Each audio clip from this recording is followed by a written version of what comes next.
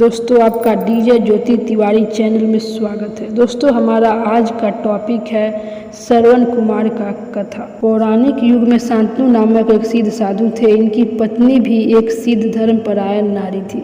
कहानी उस समय की है जब शांतनु और उनकी पत्नी बहुत वृद्ध हो चुके थे और उनकी आंखों की रोशनी भी चली गई थी। इन दोनों का एक पुत्र था जिसका नाम था श्रवण कुमार। श्रवण कुमार बहुत ही सरल स्वभाव का व्यक्ति था। माता पिता के लिए उसके मन में बहुत प्रेम एवं श्रद्धा थी। वो दिन रात अपने माता पिता की सेवा करता था। अपने माता पिता का बच्चों की तरह लालन पालन करता था।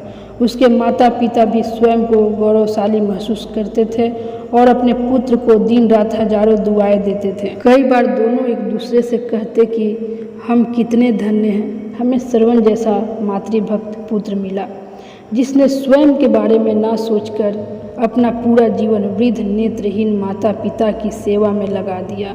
इसकी जगह कोई अन्य होता तो विवाह के बाद केवल स्वयं का हित सोचता और बूढ़े नेत्रहीन माता पिता को कहीं छोड़ आता और खुशी से अपना जीवन व्यापन करता। जब ये बात श्रवण ने सुनी तो अपने माता पिता से कहा कि मैं कुछ भी भिन्न नहीं कर रहा हूँ, यह मेरा कर्तव्य है। जब मैं छोटा था तब आपने मुझे इससे भी ज़्यादा अच्छा जीवन दिया और अब मुझे यह सौभाग्य प्राप्त हुआ कि मैं आपकी सेवा करूं। आप दोनों जो भी इच्छा रखते हैं मुझसे कहें, मैं उन्हें अवश्य पूरा करूंगा। तब शांतनु और उसकी पत्नी कहते हैं, पुत्र श्रवण, हम दोनों की आयु बहुत हो चुकी है, अब जीवन का कोई भरोसा नहीं है। किसी भी समय हमारी आंखें बंद हो सकती है। ऐसे में हमारी एकमात्र इच्छा है, हम तीर्थ यात्रा करना चाहते हैं। क्या तुम हमारी यह इच्छा पूरी कर सकते हो? श्रवण कुमार अपने माता पिता के चरणों को पकड़कर अत्यंत प्रसन्नता के साथ कहता है, हाँ पिताश्री, यह तो मेरे लिए परम सौभाग्य की बात होगी कि मैं आप दोनों की इच्छा पूरी करूं। श्रवण कुमार अपने माता पिता को तीर्थ करवाने हेतु एक कावड़ तैयार करता है। इसमें एक तरफ शांतनु एवं दूसरी तरफ उनकी पत्नी बैठती है और कावड़ के डंडे को अपने कंधे पर लाद कर यात्रा शुरू करता है। उसके हृदय में माता पिता के प्रति इतना स्नेह है कि उसे उस कावड़ का लेस मात्र भी भार नहीं लगता। अपने पुत्र के इस कार्य से माता पिता का मन प्रसन्न से भर उठता है और वे पूरे रास्ते अपने पुत्र श्रवण को दुआएं देते चलते हैं। तीर्थ करते समय जब तीनों अयोध्या नगरी पहुंचते हैं तब माता पिता श्रवण से कहते हैं कि उन्हें प्यास लगी है। श्रवण कावड़ को जंगल में रखकर हाथ में पत्तों का पात्र बनाकर सरयू नदी से जल लेने जाता है। उसी समय उस वन में अयोध्या के राजा दशरथ आखेट पर निकले थे और उस घने वन में वह हिरण को शिकार बनाने के लिए उसके पीछा कर रहे थे। तब ही उन्हें घने जंगल में झाड़ियों के पार सरयू नदी से पानी के हलचल की आवाज़ आती है।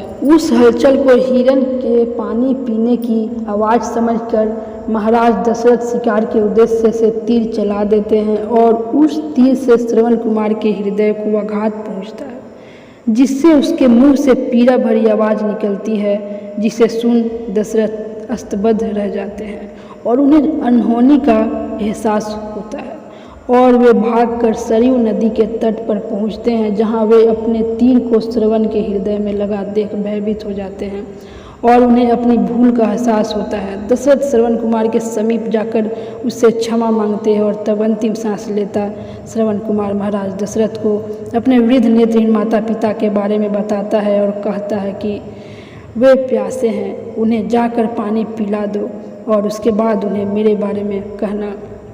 और इतना कहकर श्रवण कुमार मृत्यु को प्राप्त हो जाता है। भारी हृदय के साथ महाराज दशरथ श्रवण के माता पिता के पास पहुंचते हैं और उन्हें पानी पिलाते हैं और माता पिता आश्चर्य से पूछते हैं उनका पुत्र कहाँ है।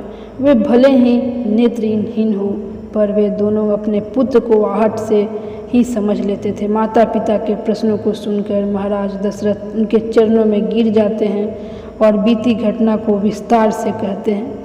पुत्र की मृत्यु की खबर सुनकर माता पिता रोने लगते हैं और दशरथ से उन्हें अपने पुत्र के पास ले जाने को कहते हैं।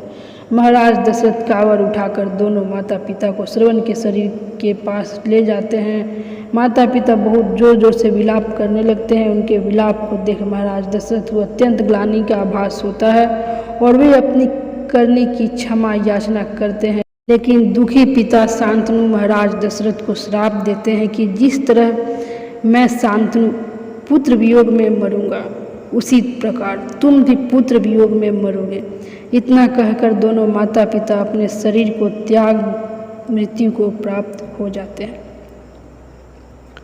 महाराज दशरथ श्राप मिलने से अत्यंत व्याकुल हो जाते हैं और कई वर्षों बाद जब उनके पुत्र राम का राज्य अभिषेक होता है, तब माता कैकेयी के वचन के कारण राम, सीता और लक्ष्मण को 14 वर्षों का वनवास स्वीकार करना पड़ता है और इस तरह महाराज दशरथ की मृत्यु भी पुत्र वियोग में होती है।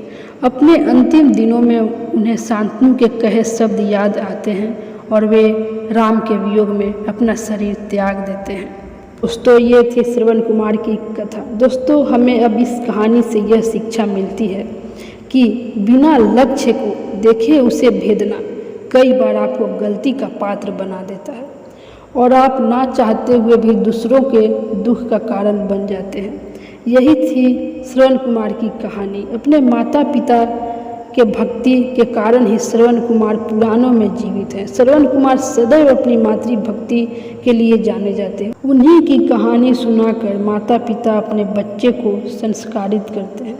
रामायण महाकाव्य में ऐसे कई चरित्र हैं जो हमें वास्तविक जीवन के कर्तव्य का ज्ञान देते हैं और हमें धर्म एवं कर्म का सही मार्गदर्शन देते हैं। दोस्तों, मैं आशा करती हूँ कि आपको आज की ये वीडियो अच्छी लगी होगी।